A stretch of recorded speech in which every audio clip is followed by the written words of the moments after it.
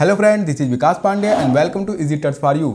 आज की इस वीडियो में हम डेटा टाइप्स के बारे में समझेंगे एक प्रैक्टिकली प्रोग्राम बनाकर, क्योंकि जो पाइथन हम सीख रहे हैं यहाँ पर ये C++ या जावा हो उससे बहुत ही अलग है इसका डेटा टाइप, क्योंकि पाइथन एक डायनेमिकली टाइप्ड लैंग्वेज है। तो यहाँ पर जब हम वेरिएबल बनाते हैं तो वहाँ पर टाइप देने की ज़रूरत नहीं पड़ती है। तो इसलिए सबसे पहले मैं आपको ये बताऊँगा कि आप जो पहले की बेसिक वीडियो है जैसे कि वेरिएबल है, कांस्टेंट है, ये सारी चीज़ें देख लीजिए ताकि आपको ये वीडियो आसानी से समझ आ सके। तो आज की इस वीडियो में हम जो बिल्ट इन डेटा टाइप्स हैं पाइथन में वे सारे प्रोग्राम बनाकर देखेंगे। तो चलिए आज हम एक प्रोग्राम बनाकर पाइथन डेटा टाइप्स को समझते हैं। तो इस वीडियो में हम पाइथन डेटा टाइप के बारे में समझेंगे। तो सबसे पहले यहाँ पे थोनी आईडी स्टार्ट कर लेते हैं, जहाँ पर हम प्रैक्टिकली प्रोग्राम बनाकर इसको समझेंगे। तो यहाँ पर मैं प्रोग्राम नहीं बनाऊँगा, हम सीधे यूज़ करेंगे पाइथन सेल का, जहाँ पर हम सीधे सीधे लिखते जाएंगे और जो भी डेटा टाइप है उनको कैसे बनाते हैं, वो क्या होते हैं, उनको समझेंगे। तो शुरू करते हैं हम सबसे पहले नंबर्स डेटा टाइप से।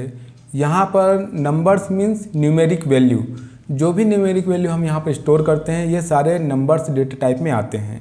तो यहाँ पर भी ये तीन प्रकार के होते हैं। फर्स्ट होता है इंटीजर, सेकेंड होता है फ्लोट और थर्ड होता है कॉम्प्लेक्स। जो कॉम्प्लेक्स होता है इसको ज़्यादातर हम प्रोग्राम में यूज़ नहीं करते हैं। इंटीजर और फ्लोट का ज़्यादातर प्रोग्राम में यूज़ होता है। इसके पहले हम इसका यूज़ कर चुके हैं। सिंपली यहाँ पर इस तरह से वेरिएबल का नाम लिखते हैं, असाइनमेंट ऑपरेटर, और यहाँ पर हम कोई वैल्यू इस तरह से लिखते हैं तो यहाँ पर ये स्टोर हो जाता है। और ये जो ऑब्जेक्ट क्रिएट होता है ये इंटीजर टाइप का होता है।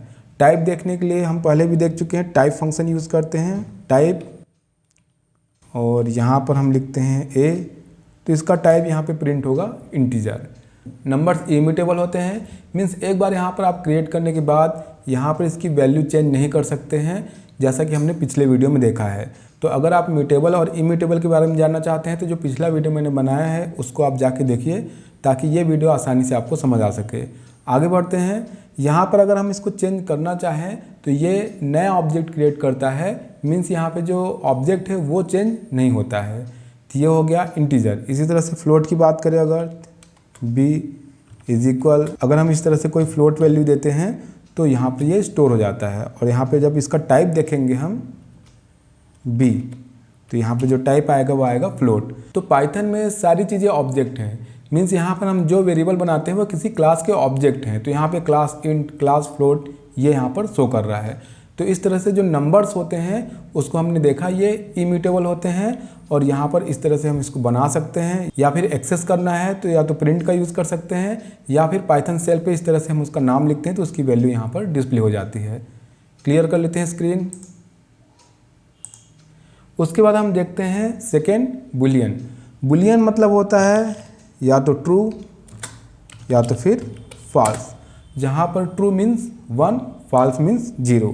तो यहाँ पर इस डेटा टाइप को भी हम यूज़ करते हैं। आगे के प्रोग्राम में इसको यूज़ करेंगे तो और इसके बारे में समझेंगे। जैसे कि हमने यहाँ पे लिखा a इज इक्वल ट्रू। अब अगर a प्रिंट करते हैं तो यहाँ पर ट्रू प्रिंट होगा, लेकिन अगर हम इस तरह लिखते हैं प्रिंट a + 10 तो यहाँ पर प्रिंट होगा 11, क्योंकि मैंने आपको बताया a ट्रू मीन्स 1 और फॉल्स मीन्स 0। इसी तरह से b इज इक्वल फॉल्स, तो ये दो ही वैल्यू है यहाँ पर, ट्रू और फॉल्स। b प्रिंट करेंगे तो यहाँ पर ये प्रिंट हो जाएगा। और अगर यहाँ पर इस तरह से इसको लिखे b + 10 तो 10 प्रिंट होगा, क्योंकि फॉल्स मीन्स 0। तो इस तरह से हुआ Boolean data type. Screen clear कर लेते हैं और नेक्स्ट हम देखते हैं स्ट्रिंग्स। तो अभी तक हमने स्ट्रिंग का कई बार प्रोग्राम में यूज़ किया है। जनरली इस तरह से हम इन्वर्टेड कॉमा, चाहे वो सिंगल हो, डबल हो या फिर ट्रिपल हो, अगर हम वहाँ पर इस तरह से लिखते हैं तो ये होता है स्ट्रिंग। यहाँ पर आप इसका टाइप देख सकते हैं, टाइप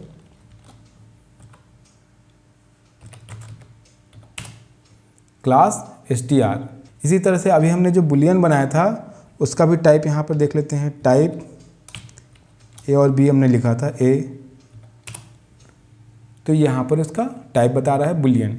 तो इस तरह से स्ट्रिंग जो होता है या फिर जो बुलियन है या फिर जो इंटीजर है ये सभी इम्यूटेबल है। मीन्स एक बार आप इसको बनाते हैं तो यहाँ पर इसकी वैल्यू आप चेंज नहीं कर सकते हैं, क्योंकि अगर आप ऐसा करते हैं तो नया ऑब्जेक्ट क्रिएट होता है, वैल्यू यहाँ पर चेंज नहीं होती है। तो इसको हम क्लियर कर लेते हैं। स्ट्रिंग बहुत ही सिंपल है, जैसा कि अभी हमने देखा। इन सभी के बारे में डिटेल वीडियो एक एक टॉपिक पर हम आगे देखेंगे। अभी हम यहाँ पर केवल डेटा टाइप देख रहे हैं कि कौन कौन से डेटा टाइप्स हैं जो कि पाइथन में यूज़ होते हैं। फिर नेक्स्ट यहाँ पर लिस्ट। तो लिस्ट को हम अरे से कंपेयर कर सकते हैं, जैसा कि हमने सी या फिर C++ में इसके बारे में पढ़ा था। लेकिन वहाँ पर जो डेटा टाइप्स होते हैं, जो कलेक्शन होता है, वो सेम टाइप का होता है। लेकिन अगर हम लिस्ट की बात करें तो यहाँ पर आप डिफरेंट टाइप्स के डेटा भी कलेक्ट कर सकते हैं एक जगह पर। तो लिस्ट, ये हमने इसका नाम दिया। लिस्ट के लिए आप यहाँ पर इस तरह से ब्रैकेट का यूज़ करते हैं और उसके बाद आप अलग अलग प्रकार के डेटा टाइप या फिर अलग अलग प्रकार की डेटा वैल्यू यहाँ पर स्टोर कर सकते हैं। जैसे 1, 2, ये तो हुआ नंबर, फिर 2.7 ये हुआ फ्लोट। अब अगर स्ट्रिंग करना है तो एक स्ट्रिंग कर लेते हैं पाइथन। ये सारा चीज़ हमने यहाँ पर लिस्ट में स्टोर कर दिया। अब यहाँ पे लिस्ट के बारे में जो विशेष बात है वो ये है कि ये म्यूटेबल होता है। मीन्स आप इसको चेंज कर सकते हैं, एक बार बनाने के बाद यहाँ पर मॉडिफाई कर सकते हैं। तो पहले प्रिंट कर लेते हैं लिस्ट 1। तो यहाँ पर अलग अलग प्रकार की डेटा वैल्यू है, इंटीजर भी है, फ्लोट भी है और स्ट्रिंग भी है। लिस्ट म्यूटेबल होता है तो इसको चेंज करके भी देख लेते हैं। सबसे पहले इसकी जो यूनिक आईडी है वो प्रिंट कर लेते हैं आईडी फंक्शन का यूज़ करते हुए। लिस्ट 1, अगर आप इन फंक्शन के बारे में नहीं जानते तो आप पिछली वीडियो देखिए ताकि इसको आसानी से समझ सके। तो यहाँ पर ये यूनिक आईडी जो इसका है वो प्रिंट हो गया। अब अगर हम इसको एक बार मॉडिफाई करके देखते हैं तो लिस्ट को मॉडिफाई करने के लिए या फिर उसके कोई एलिमेंट डिस्प्ले करने के लिए हम यहाँ पर इसके इंडेक्स का यूज़ करेंगे। जिस तरह से अरे में इंडेक्स होता है उसी तरह से यहाँ लिस्ट में भी इंडेक्स होता है। तो यहाँ पर अगर हम फर्स्ट आइटम या फिर सेकेंड आइटम डिस्प्ले करना चाहते हैं तो ऐसा लिखेंगे लिस्ट 1 ब्रैकेट और नंबर 1। तो यहाँ पे जो डेटा वैल्यू प्रिंट होगी वो प्रिंट होगा 2, इस तरह से। अब इसको मॉडिफाई करने के लिए लिस्ट 1 जो कि नाम है और यहाँ पर मैं मॉडिफाई करता हूँ इसके फर्स्ट एलिमेंट को, तो लिखेंगे 0 और इस तरह से लिखेंगे इज इक्वल और यहाँ पर मैं इसको चेंज करता हूँ 100। अब अगर इसको प्रिंट करके देखते हैं तो ये चेंज हो गया। इसकी आईडी देखते हैं तो आईडी अभी भी आप देखेंगे सेम है, मीन्स ये म्यूटेबल है। यहाँ पर एक बार क्रिएट करने के बाद भी आप यहाँ पर चेंजेस कर सकते हैं। इसके बारे में आगे की वीडियो में हम और भी डिटेल में देखेंगे और भी बहुत से फंक्शन हैं जिसका यूज़ हम यहाँ पे मॉडिफाई करने के लिए, इंसर्ट करने के लिए करते हैं। ये बहुत ही बेसिक है। यहाँ पर एक चीज़ और समझ लीजिए कि लिस्ट म्यूटेबल होता है प्लस इसके जो एलिमेंट हैं वो ऑर्डर्ड होते हैं। मीन्स यहाँ पे इंडेक्स का यूज़ हम यहाँ पे करते हैं। जो एलिमेंट जिस सीक्वेंस में हमने दिया है उसी सीक्वेंस में उसको हम यहाँ पर एक्सेस कर सकते हैं। अब इसको हम क्लियर कर लेते हैं। नेक्स्ट हम देखते हैं टपल। तो जो टपल होता है वो भी लिस्ट की तरह ही है। यहाँ पर हम अलग अलग प्रकार के डेटा वैल्यू स्टोर कर सकते हैं, लेकिन ये इम्यूटेबल होता है। मीन्स एक बार क्रिएट करने के बाद आप यहाँ पर वैल्यू चेंज नहीं कर सकते। तो टपल के लिए ये लिखता हूँ मैं वेरिएबल का नाम और यहाँ पर यूज़ किया जाता है इस तरीके का ब्रैकेट और यहाँ पर आप अलग अलग प्रकार के डेटा आइटम या फिर डेटा वैल्यू दे सकते हैं। तो यहाँ पर मैं 3 डेटा वैल्यू स्टोर करता हूँ, 2 इंटीजर है और एक स्ट्रिंग है। प्रिंट करते हैं इसको तो ये प्रिंट हो गया। तो ये ऑर्डर्ड होता है, मीन्स यहाँ भी आप इंडेक्स का यूज़ कर सकते हैं। अगर हमको पाइथन प्रिंट करना है तो इसका इंडेक्स होगा 0, 1, 2 होगा। तो इस तरह से लिखेंगे टपल 1 और इसका इंडेक्स नंबर लिखेंगे 2। तो यहाँ पे प्रिंट हो गया पाइथन। लेकिन हम इसको मॉडिफाई नहीं कर सकते क्योंकि ये इम्यूटेबल होता है। अगर हम इसको मॉडिफाई करने की कोशिश करते हैं तो यहाँ पर एरर आएगा। चेक करते हैं। अगर हम इसको इस तरह से लिखते हैं और यहाँ पर वैल्यू मॉडिफाई करने के लिए इंडेक्स लिखते हैं और इज इक्वल और यहाँ पर इसको चेंज करने की कोशिश करते हैं तो यहाँ पर एरर जनरेट होगा क्योंकि ये इम्यूटेबल है। मीन्स यहाँ पर एक बार बनाने के बाद आप इसकी वैल्यू चेंज नहीं कर सकते। क्लियर कर लेते हैं। और यहाँ पर इसको क्लोज कर लेते हैं। नेक्स्ट हम देखते हैं सेट। तो सेट लिस्ट की तरह ही म्यूटेबल होता है, मीन्स एक बार इसको क्रिएट करने के बाद आप इसकी वैल्यू चेंज कर सकते हैं, लेकिन ये अनऑर्डर्ड होता है। ऊपर अभी हमने जो देखे लिस्ट और टपल ये ऑर्डर्ड होते हैं, लेकिन सेट अनऑर्डर्ड होता है, मीन्स यहाँ पर आप एलिमेंट एक्सेस करने के लिए इंडेक्स का यूज़ नहीं कर सकते। और यहाँ पे जो ऑब्जेक्ट होते हैं वो यूनिक होते हैं। तो यहाँ पर हम इसको प्रैक्टिकली समझ लेते हैं। सेट 1 और फिर इसको हम लिखते हैं कर्ली ब्रैकेट में, और यहाँ पर मैं इस तरह से लिखता हूँ 1 2 3, और यहाँ पे फिर लिख लेते हैं स्ट्रिंग पाइथन, और फिर एक लिखते हैं फ्लोट 2.8, एंटर। इसको प्रिंट करके देखते हैं सेट 1, और यहाँ पर प्रिंट करने के बाद आप देखेंगे आउटपुट में 1 2 3, फिर उसके बाद फ्लोट वैल्यू यहाँ पे आई हुई है 2.8, उसके बाद यहाँ पर आया हुआ है पाइथन। तो जैसा कि मैंने आपको बताया ये अनऑर्डर्ड है। जैसा पहले अभी हमने देखा लिस्ट और टपल ये ऑर्डर्ड होते हैं। यहाँ पर आप जिस सीक्वेंस में वैल्यू स्टोर करते हैं इंडेक्स का यूज़ करके उसको एक्सेस कर सकते हैं, लेकिन जो सेट होता है वो अनऑर्डर्ड होता है, तो यहाँ पर आप इंडेक्स का यूज़ भी नहीं कर सकते, लेकिन ये म्यूटेबल होता है। तो हम यहाँ पर कोई नई वैल्यू पे ऐड कर सकते हैं। तो सबसे पहले हम यहाँ पे इसकी आईडी डिस्प्ले करा लेते हैं, ये देखने के लिए कि नया ऑब्जेक्ट क्रिएट होता है कि नहीं होता है वैल्यू चेंज करने पे। तो आईडी सेट 1 और यहाँ पर इसकी ये आईडी है। अब यहाँ पर एक वैल्यू ऐड करते हैं सेट 1 डॉट ऐड, इस तरह से यहाँ पे नया एलिमेंट ऐड कर सकते हैं। और यहाँ पर हम लिखते हैं सी प्रोग्रामिंग। उसके बाद फिर से सेट प्रिंट करते हैं। तो यहाँ पर 1 2 3 2.8 पाइथन सी प्रोग्रामिंग, इसकी आईडी प्रिंट करते हैं। तो आप देखेंगे दोनों की आईडी में कोई भी अंतर नहीं है, मीन्स ये म्यूटेबल है। हमने इसको बनाया, फिर एक नया आइटम इसमें ऐड किया, और यहाँ पर इसकी जो आईडी है यूनिक आईडी सेम है, मीन्स नया ऑब्जेक्ट यहाँ पर क्रिएट नहीं हुआ है। अब इसका टाइप प्रिंट करके देख लेते हैं। Type set 1। इन सभी टॉपिक्स के बारे में आगे हम सेपरेट वीडियो देखेंगे कि ये अनऑर्डर्ड है तो किस तरह से इसके एलिमेंट एक्सेस करते हैं, कैसे उनको डिस्प्ले कराते हैं। नेक्स्ट अभी देखते हैं हम फ्रोजन सेट। इसको हम क्लियर कर लेते हैं, और नेक्स्ट हम यहाँ पे देखते हैं फ्रोजन सेट। तो ये सेट के जैसा ही है, लेकिन अंतर ये है ये इम्यूटेबल है, ये भी अनऑर्डर्ड है। यहाँ भी यूनिक ऑब्जेक्ट आपको स्टोर कराना पड़ता है, यानी कि जो ऑब्जेक्ट होंगे वो यूनिक होंगे, लेकिन ये इम्यूटेबल होता है, मीन्स एक बार क्रिएट करने के बाद आप यहाँ पर इसकी वैल्यू चेंज नहीं कर सकते हैं। अभी हमने जो सेट देखा उसमें हम यूनिक ऑब्जेक्ट के बारे में देख लेते हैं। पहले ये हमारे पास सेट है जहाँ पर हमने ये ऑब्जेक्ट स्टोर कराए हैं, या फिर ये वैल्यू यहाँ पर स्टोर है।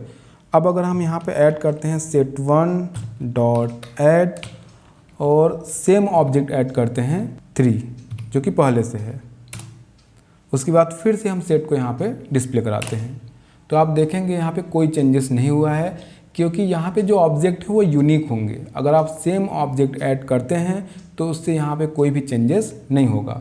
तो यहाँ पर जो ऑब्जेक्ट हैं वो यूनिक होंगे।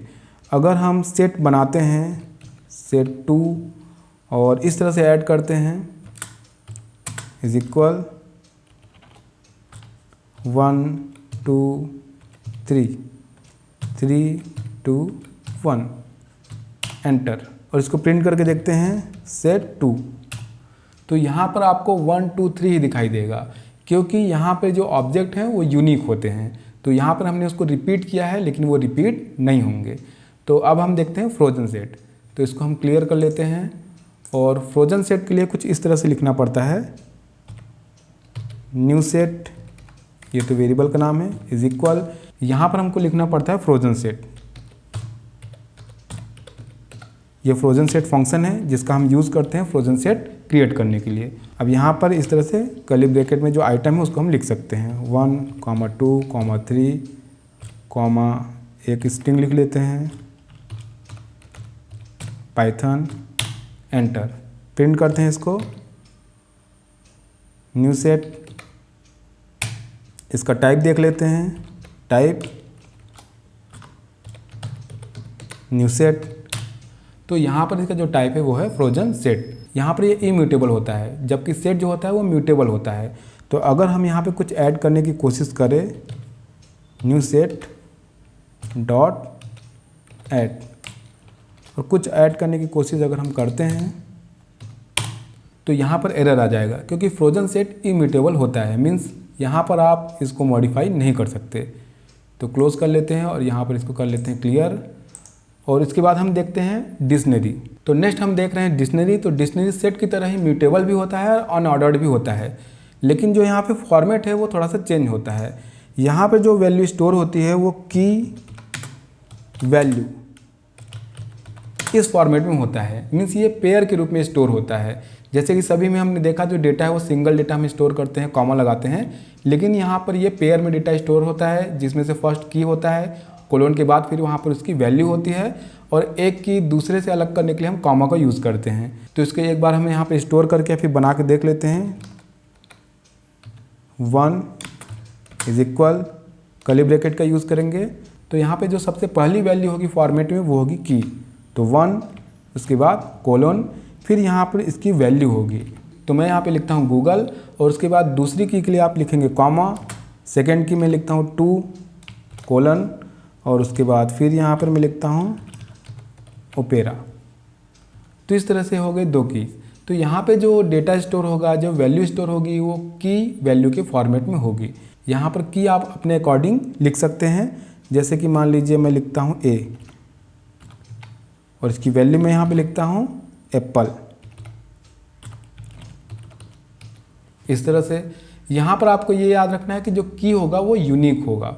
तो अगर मैं यहाँ पर फिर से इस की को रिपीट करता हूँ, रिपीट करते हैं, यहाँ पर ए फिर से लिखते हैं और इसकी वैल्यू यहाँ पर फिर से देते हैं न्यू एप्पल और एंटर। इसको प्रिंट करके देखते हैं। तो यहाँ पर आप देखेंगे गूगल, ओपेरा, फिर उसके बाद जो प्रिंट हुआ है वो है न्यू एप्पल, क्योंकि मैंने आपको बताया कि यहाँ पे की यूनिक होगा, की रिपीट नहीं होगा। तो अगर आपने फिर से रिपीट किया तो वो जो इन्फॉर्मेशन है या जो वैल्यू है वो वहाँ पर अपडेट हो गई। क्योंकि ये म्यूटेबल है तो आप यहाँ पे अपडेट कर सकते हैं, चेंज कर सकते हैं। यहाँ पे कोई भी वैल्यू डिस्प्ले कराने के लिए की का यूज़ करते हैं, या फिर उसको अपडेट करने के लिए की का यूज़ करते हैं। जैसे कि अगर यहाँ पर ओपेरा डिस्प्ले करना है तो इसका जो की है वो यूज़ करेंगे हम। तो इसका जो की है वो है 2, तो यहाँ पे प्रिंट हुआ ओपेरा। इसी तरह से अगर अपडेट करना है तो हम उसका की यूज़ करेंगे।